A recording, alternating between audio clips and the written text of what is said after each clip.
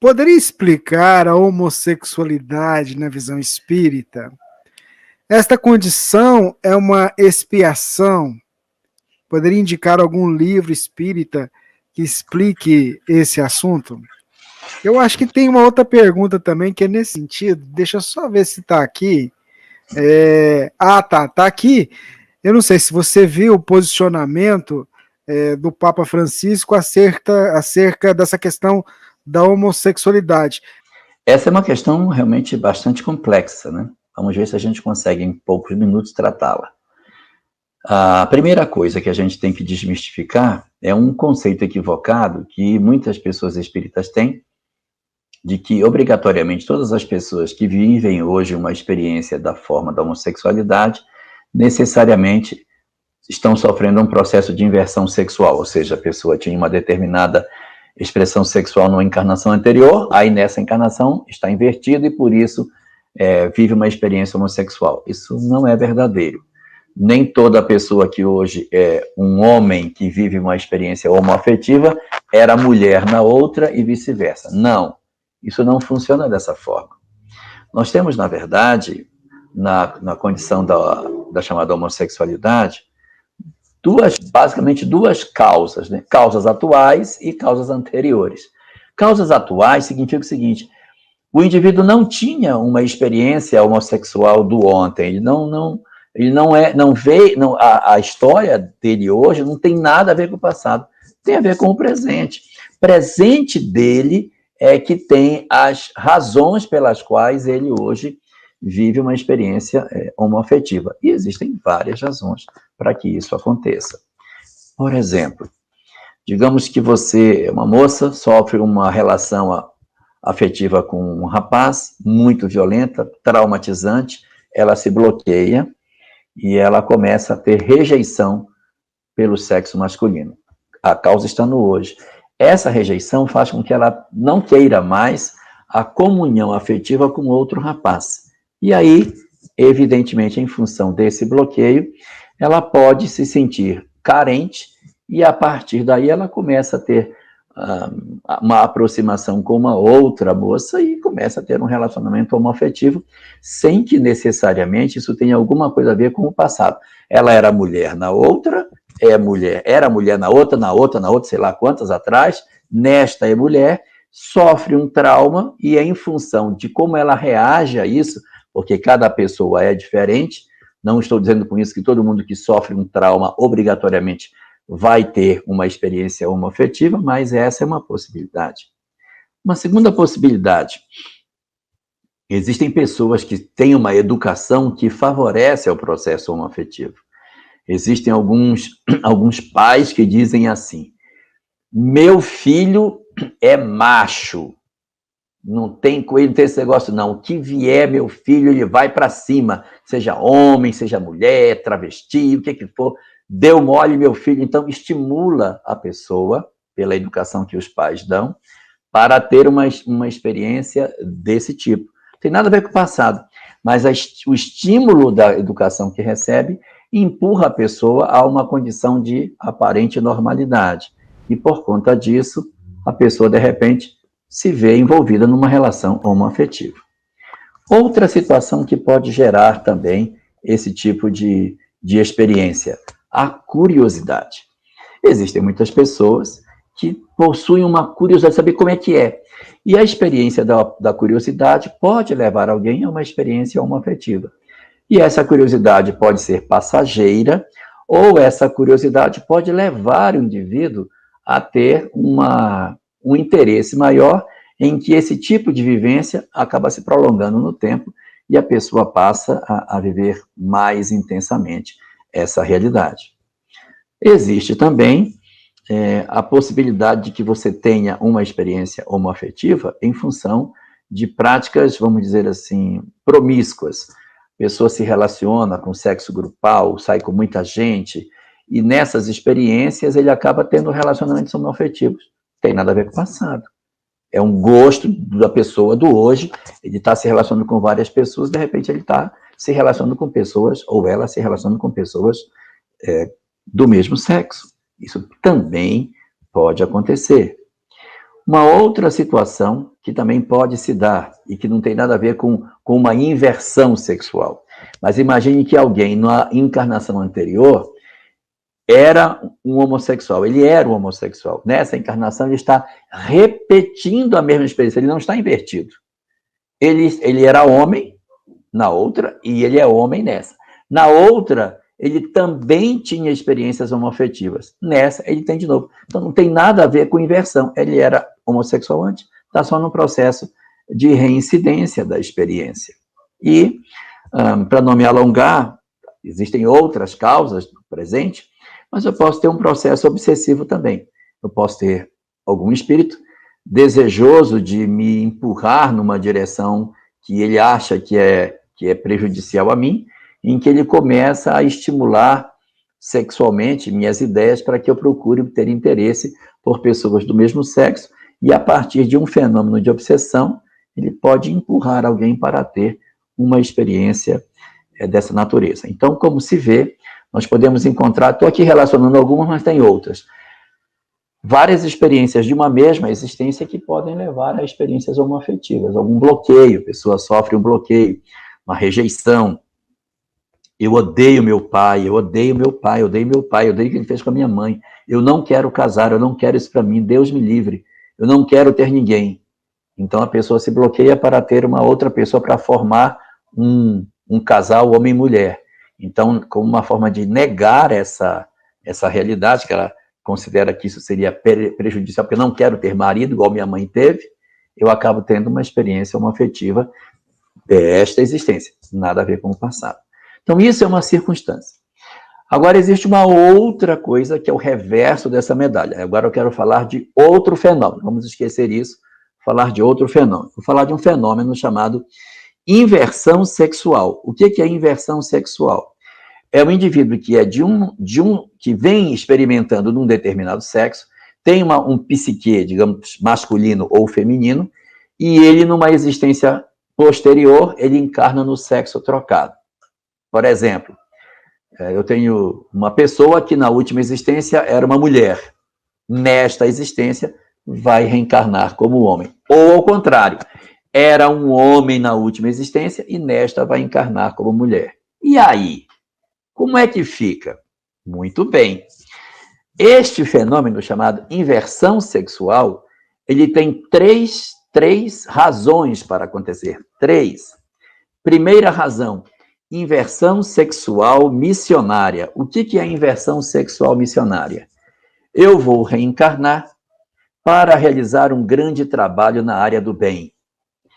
E eu não posso, pelo trabalho que eu vou fazer, me envolver com um casamento, porque isso diminuiria a minha capacidade de me envolver com a atividade que eu vou fazer. Então, se eu vier como... Eu sou um espírito com características masculinas. Se eu vier como homem, vou fazer besteira, hein? Porque muito provavelmente eu vou casar. E aí eu vou deixar o trabalho pela metade. Ou se eu sou uma mulher e reencarno como mulher, eu como mulher vou ter os meus interesses, ter filho, ter um lar, e acabo casando e deixo o trabalho pela metade. Então, muitas vezes, para que determinados espíritos exerçam a atividade que eles têm para fazer, eles podem passar por um fenômeno chamado inversão sexual missionária. Inverte para o trabalho que tem para fazer. Então, você vê, muitas vezes, espíritos extremamente dedicados ao bem, em corpos masculinos, mas com um comportamento doce, um comportamento mais delicado, que é um indicativo de que, muito provavelmente, são almas femininas reencarnadas em corpos masculinos. Quando isso ocorre, o objetivo é refrear a possibilidade de um casamento. O mais esperado nessas circunstâncias é que essa inversão aconteça e a pessoa leva a vida com razoável tranquilidade. Por quê? Porque por ele ser um espírito de uma certa evolução, ele não vai passar por muitos conflitos. Por quê? Ele não tem muitas questões em aberto na área da sexualidade também. Como ele já é uma alma que já tem uma certa caminhada, ele inverte, acaba não casando e leva a vida, sente solidão, sente vontade de ter alguém, mas o resfriamento natural do corpo vai fazendo com que ele leve a vida. O que não impede que um ou outro desses companheiros possam, em função das circunstâncias, ter um relacionamento, casar com alguém, mesmo invertido, ou até ter um relacionamento homoafetivo em função dos apelos do passado. Mas o mais esperado é que isso não aconteça. Segunda situação, o sujeito inverte por uma questão provacional. O que seria a inversão provacional? A inversão provacional ocorre quando, naturalmente, pela evolução, a gente vai ter que inverter. O Rubens, por exemplo, vai ter que ter pelo menos uma encarnação como mulher. Por quê?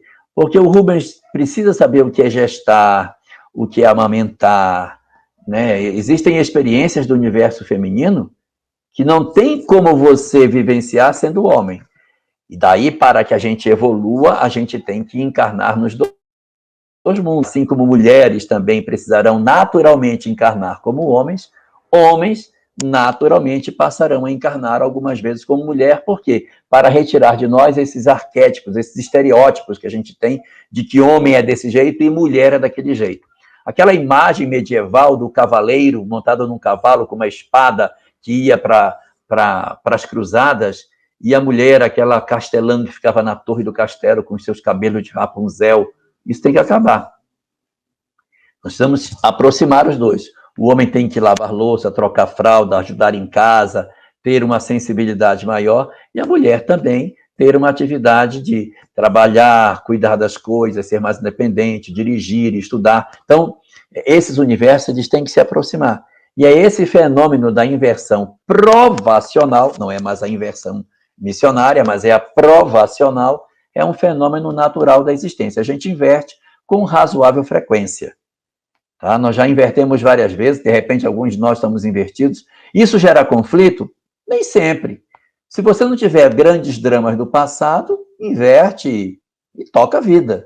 Era mulher, vem como homem, era homem, vem como mulher, não vai tocar. Porque os hormônios, a educação e uma série de fenômenos da vida corporal ajudam com que você se alinhe com o corpo que você recebe, apesar das experiências passadas que você tem. Terceiro tipo de inversão, inversão sexual expiatória. Essa é a mais complicada, porque é a inversão que ocorre exatamente por um processo expiatório. A pessoa é apaixonada pelo sexo oposto, tem um interesse imenso pelo outro sexo. E aí, em função desse interesse imenso que ele tem, já se tentou várias coisas. Ele nasceu feio, nasceu pobre, botou o cara com mau hálito, ele teve uma deformidade física, mas não adianta, ele pode ter mau hálito, joga aquele negocinho na boca, ele vem feio, faz plástica, ele é pobre, ele dá um jeito de conseguir dinheiro, ele se vira e continua fazendo besteira. Então já se fez muitas tentativas e não se conseguiu corrigir essa alma rebelde e extremamente aficionada pelo sexo oposto. Uma das alternativas, eu disse uma das alternativas que existe, é a inversão sexual expiatória. Qual seria essa? Inverte o cidadão. Para que ele, numa circunstância de inversão, possa refrear os impulsos sexuais que ele possui e dar uma equilibrada na caminhada dele. Isso funciona com muita gente, mas com muita gente não funciona. Por quê? Porque a gente acaba passando por cima do corpo. E aí, vivemos experiências homoafetivas. O que significa tudo isso? Isso significa que essas experiências não são necessariamente do passado, elas podem ser, mas não necessariamente são. E quando, entrando um pouquinho na segunda pergunta, antes de voltar para a primeira, que pergunta sobre livros, e quando a gente vê essas situações acontecendo, a gente diz, e aí? Como é que fica? Ora, como é que fica? O grande objetivo nosso é que a gente cumpra o planejamento espiritual que cada um possui. Mas são tão raros os que cumprem. Tem os egoístas, os orgulhosos, os vaidosos, os corruptos, e estão todos convivendo entre nós. A casa espírita possui todos esses tipos de mazelas, os adúlteros, todo tipo de coisa. Se a casa espírita for querer fazer uma lista para poder dizer, não, você vai para ser trabalhador espírita, você olha, preencha aqui, se você não é isso, não vai ficar ninguém. Todo mundo tem mazelas. E não é porque, de repente, a pessoa tem uma experiência homoafetiva que ela tem que ser vista de maneira diferente dentro da casa espírita. Tem que ser vista de maneira normal. Ela tem uma experiência homoafetiva? Tem. Ah, ótimo. A grande questão, e aí que eu friso bem, que seria o ponto nevrálgico dessa discussão, não é a relação homoafetiva, é a promiscuidade. Esse é o problema. Que pode ser hétero, pode ser homo, nós temos que fugir da promiscuidade. Num degrau bem mais alto, a prostituição. Então, se você se prostitui, não se prostitua, homo ou hétero, não se prostitua. Mas se você não se prostitui, mas tem vida poligâmica, promíscua, diminua, escolha menos parceiros, diminua, viva com menos parceiros. Se você consegue viver com poucos parceiros, faça esforço para viver com apenas um. Viva com um parceiro. Então, assim, você vai numa gradação progressiva. E aí, no livro Loucura e Obsessão, narra a história de um rapaz que foi abusado pelo tio, e isso é muito comum. As pessoas são abusadas, elas depois acabam consolidando uma prática homoafetiva no futuro. Ele é abusado pelo tio, e ele depois, na condição já de jovem, adolescente, ele continua mantendo a prática homoafetiva que o tio havia desenvolvido nele. E ele desenvolve uma paixão pelo tio, inclusive. E a obra vai tratar exatamente disso. E vai dar os esclarecimentos com relação à conduta nessas questões da homoafetividade. E aí, por esse caminho, por essa via, a gente, de repente, consegue encontrar algumas questões que a gente tem para resolver. Agora, o mais importante de tudo é a gente ler o último capítulo do livro Vida e Sexo, chamado A Margem do Sexo, no qual assevera que aos erros do amor, nenhum de nós escapou. Todos nós, espíritos que habitamos o planeta Terra, temos graves conflitos na área da sexualidade. Graves. Se não dessa, de outra existência. De tal sorte que nenhum de nós tem autoridade moral para criticar a conduta sexual de quem quer que seja. Diante dos conflitos sexuais que a gente possa enxergar, silenciar os nossos corações de fazermos condenação a quem quer que seja. Não temos autoridade para condenar.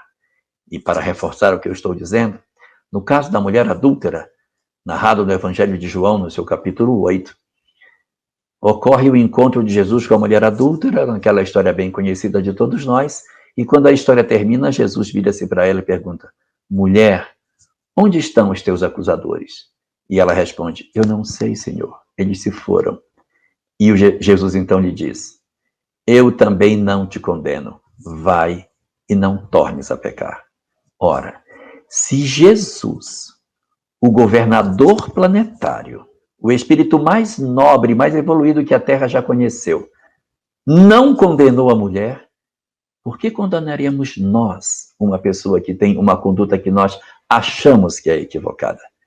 Silêncio nas questões sexuais faz muito bem para a nossa alma, que precisa aprender a ser um pouco mais capaz de derramar amor nas relações que observa, para que a gente vença a nossa capacidade de crítica e o amargo fel que trazemos dentro das nossas almas. O mundo precisa muito de paz. Colaboremos nesse grande propósito.